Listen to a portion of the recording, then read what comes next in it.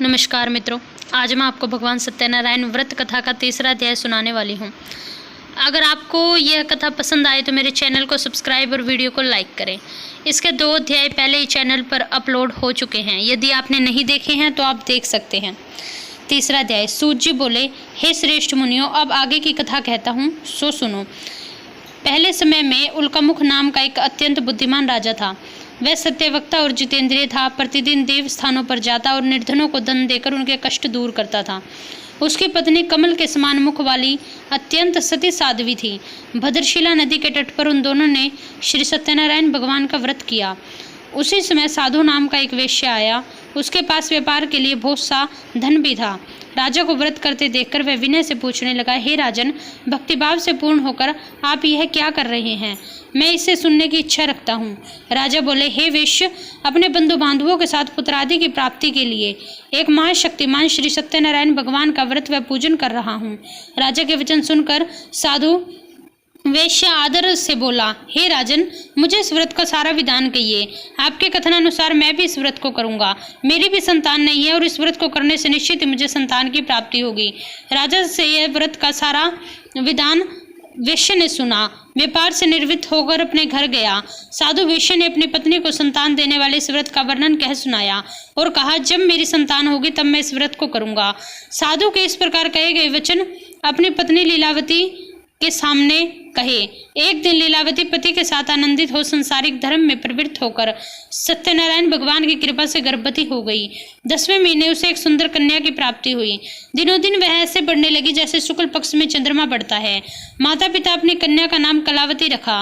एक दिन लीलावती के मीठे शब्दों में अपने पति को याद दिलाया कि आपने भगवान सत्यनारायण जी का व्रत करने का संकल्प लिया था। अब उसे पूरा करने का समय आ गया है। आप उस व्रत को कर लीजिए। साधु बोला कि हे प्रिय, मैं इस व्रत को अपनी बेटी के विवाह पर करूंगा। इस प्रकार अपनी पत्नी को आश्वासन देकर वह नगर चला गया। कलावती पिता के घर में रहकर वृद्धि को प्राप्त हो गई। साधु ने एक बार नगर में अपनी कन्या को सखियों के साथ देखा तो तुरंत ही दूत को बुलाया और कहा, मेरी कन्या के योग्य वर देख कर आओ। साधु की बात सुनकर दूत कंचन नगर में पहुंचा और वहां देखभाल कर लड़की के लिए सुयोग्य वाणिक पुत्र को ले आया। सुयोग्य लड़के को देखकर साधु ने बंधु बांधवों को बुलाकर अपनी पुत्री का विवाह कर दिया। लेकिन दुर्भाग्य की बात है कि उसने अभी भी सत्यनारायण भगवान का व्रत नहीं किया। इस पर भगवान सत्यनारायण क्रोधित हो गए और श्राप दिया कि साधु को अत्यधिक दुख मिले। अपने कार्य में कुशल साधु बनिया जमाई को लेकर समुद्र के पास स्थित होकर रत्नासारपुर नगर में गया। वहां जाकर दामाद ससुर दोनों मिलकर चंद्रकेतु राजा के नगर में व्यापार करने लगे। एक दिन भगवान सत्यनारायण की माया से एक चोर राजा का धन चुराकर भाग कर आया। उसने राजा के सिपाहियों को अपना पीछा करते देखकर चुराया हुआ धन साधु वेश्या और उसके जमाई के पास रख दिया। राजा के सिपाहियों ने साधु वेश्या के पास राजा का धन देखा तो उन्हें ही चोर समझकर राजा के पास ले गए और आगे की कार्रवाई की। राजा की आज्ञा से उन दोनों को कठिन कारावास में डाल दिया गया और उनका सारा धन भी छीन लिया गया। श्री सत्यनारायण भगवान से श्राप से साधु की पत्नी भी बहुत दुखी हुई। घर में जो धन रखा था उसे चोर चुरा ले गए। शारीरिक तथा मानसिक पीड़ा व भूख प्यास से अति दुखी हो अन्न की चिंता में कलावती के ब्राह्मण के घर गई। वहां उसने सत्यनारायण भगवान का व्रत होते देखा। फिर कथा भी सुनी और वहां प्रसाद ग्रहण कर वह रात को घर वापस आई।